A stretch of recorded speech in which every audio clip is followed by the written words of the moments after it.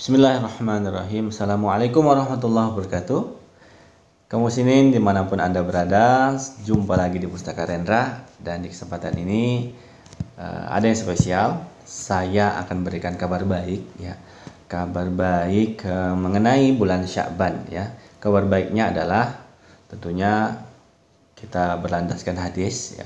Berlandaskan hadis riwayat An-Nasa'i nomor hadis 257 ketika Usamah bin Zaid bertanya pada Rasulullah SAW, lima aroka, ya Rasulullah, kenapa saya sering melihat Anda memperbanyak puasa di bulan Sya'ban?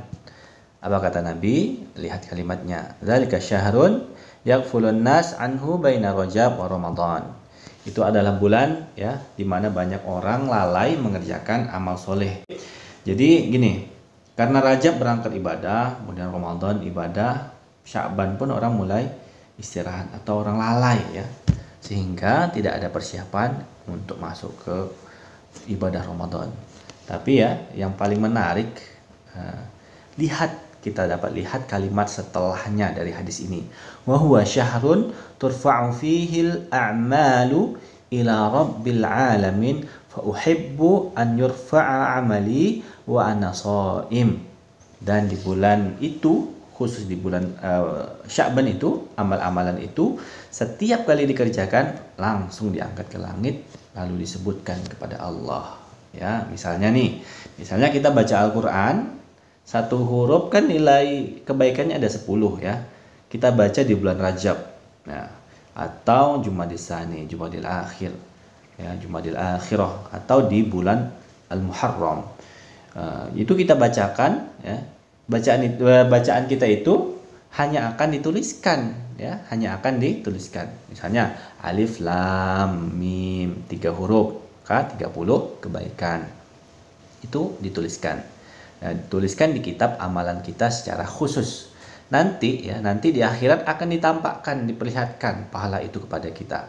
Faman ya'mal mithqala dzarratin khairan yarah, ya. Yang baik akan diperlihatkan, bahkan kitabnya juga akan ditunjukkan.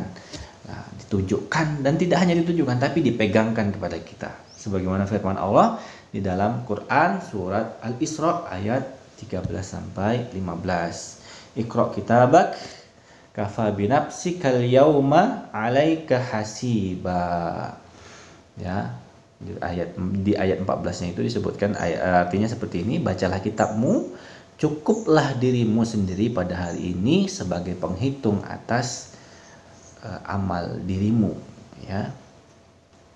Jadi akan dinampakkan di akhirat kitab kita, amal kita pada kitab tersebut, ya. Kita baca Quran, ya, kita pernah baca Quran sekian ayat misalnya, dituliskan, ya. Maka nanti setelah dituliskan itu nanti kita pegang, ya. Tapi demi Allah, kita sampaikan lewat media ini, lewat lisan Nabi, bahwa Sya'ban itu tidak. Begitu kita baca Quran, ya, alif lam mim misalnya, seketika bukan hanya dituliskan tapi langsung disampaikan oleh para malaikat, ya. Seperti ini misalnya, ya Allah, si fulan baca surah ini. Ya Allah, si fulan bacakan ini, menghafal ayat ini. Ya Allah, si fulan sedang berpuasa pada hari ini. Ya Allah, si fulan berinfak pada bulan Sya'ban ini, ya. Masya Allah.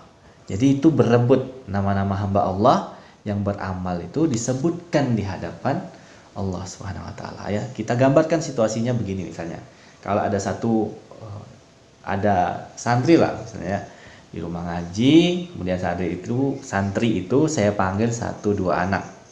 Jadi si fulan, ya, namanya kita panggil ke depan, taqaddam ilal amam, silahkan ke depan, maju nak. Bapak ibu sekalian, diumumkan pada hari itu, Masya Allah, ini anak-anak yang sangat baik akhlaknya, ibadahnya rapi, sopan santun, mengerjakan hal ini, mengerjakan hal itu, contoh bagi yang lain. Kira-kira perasaan kita senang gak? Ya. Anak-anak kita itu senang gak? Senang dong pastinya, ya. Orang tuanya senang tidak? Jadi bayangkan, ya. Jadi bayangkan disebutkan di hadapan manusia saja begitu senangnya. Nggak usah disebutkan lah misalnya, ya. Dituliskan sajalah misalnya di majalah dinding ya Islam, di majalah itu keluarga kita dinobatkan sebagai keluarga tauladan. Begini, sebarkan ke masyarakat, diketahui orang banyak, masya Allah. Jadi contoh yang bagi yang lain, senang tidak? Senang kan? Padahal itu mungkin hanya majalah masjid sekitar, dan yang nulis juga kita juga sendiri yang nulis, ya. Tapi yang pasti ada perasaan bahagia di situ, ya. Ada perasaan bahagia di situ ketika nama kita disebutkan dalam hal-hal kebaikan. Maka bagaimana pula nama kita nanti bila disebutkan di hadapan Allah Subhanahu wa taala. Ya Allah, si fulan bin fulan begini. Ya Allah, si fulan bin fulan begini. Ya. Tentu lebih senang ya nama kita disebut-sebut di hadapan Allah ketimbang nama kita disebutkan di hadapan manusia. Ya, Mbak. Nabi saja ya.